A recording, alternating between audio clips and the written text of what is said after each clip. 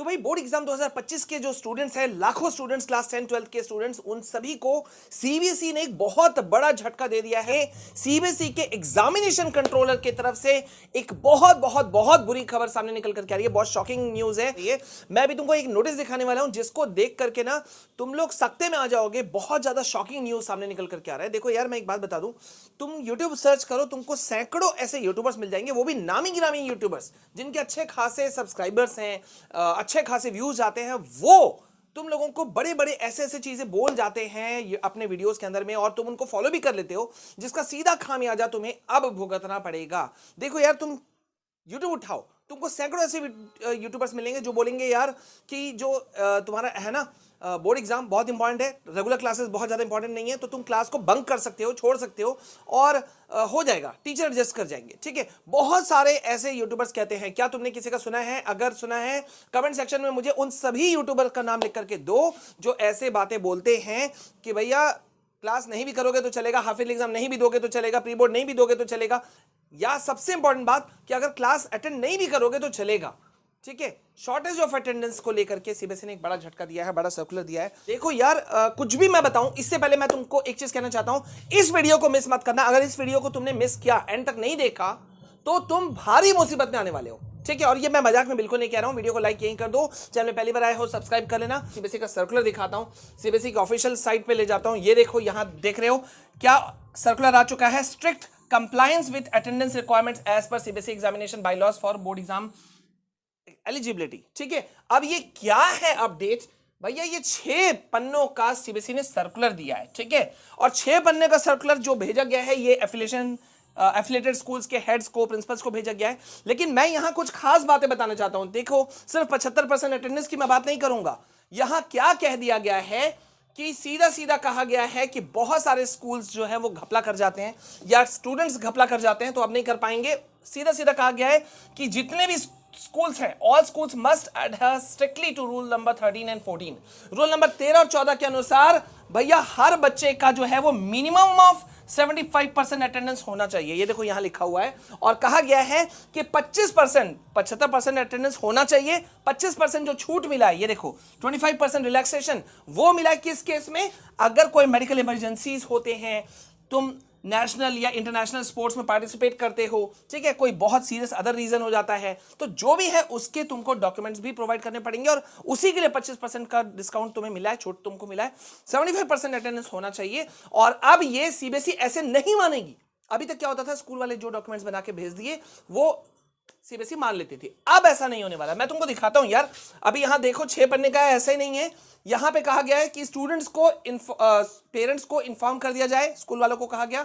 अब यहां देखो क्या कहा गया है, देख रहे हो, यहां कहा गया, क्या कहा गया है रूल नंबर 2 में? लीव प्रोसीजर्स क्या कहा गया है कि students are absent without proper leave records, it will be presumed that they are not attending the schools regularly. अगर तुमने एब्सेंट किया है और कोई एप्लीकेशन वगैरह नहीं दिया है, ठीक है, कोई मेडिकल रिपोर्ट सबमिट नहीं किया है, कोई रीजन सबमिट नहीं किया है, तो CBSE shall not allow them to appear in the board examination. CBSE allow ही नहीं करेगी भैया मेरे, बिल्कुल भी अलाउ नहीं करने वाली है।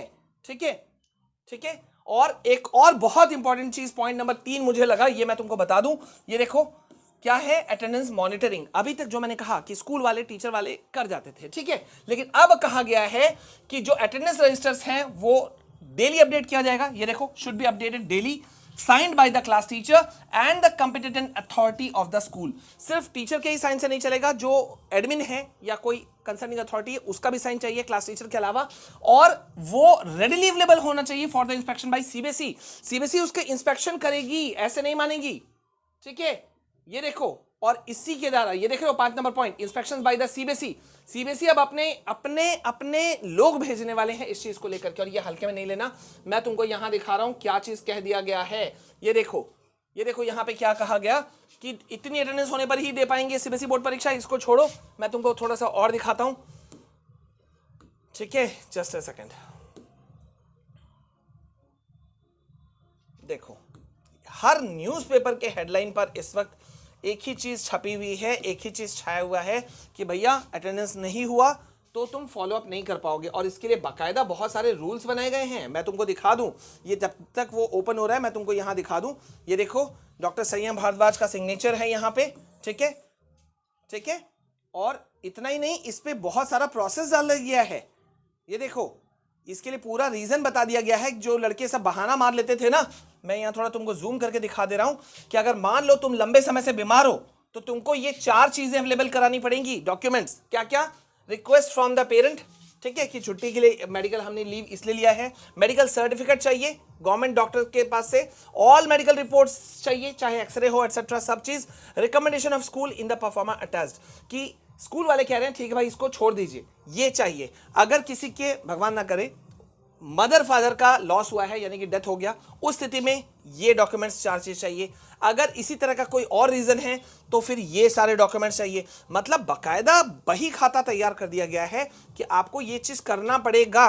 देख रहे हो, बहुत स्ट्रिक्ट रूल्स इस बार सीबीएसई ने कहा। तो भैया मेरे, मैं तुमको सीधा सा बात कहना चाहता हूं शॉर्ट शब्दों में, ठीक है, कि किसी भी हालत में ना ऐसे यूट्यूबर का बात मत सुनो।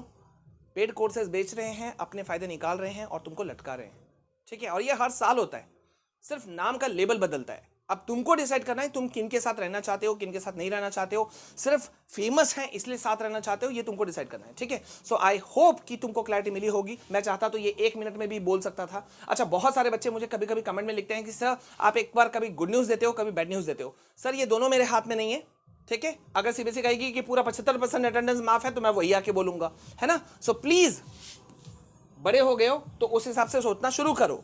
और यहां पे तुम लोगों को मैंने बहुत सारे स्ट्रैटेजीज दे रखे हैं, ठीक है, किस तरह से तुम कर सकते हो। हाफ ईयरली बर्बाद है तो तुम कैसे कर सकते हो, बोर्ड को कैसे फोड़ सकते हो, सारे वीडियोस अंदर मौजूद हैं यार। So please please please in videos को लाइक करना, शेयर करना, और इस वीडियो को तो सबसे पहले लाइक करो। मिलते हैं नेक्स्ट वीडियो में, तब तक के लिए जय हिंद, वंदे मातरम।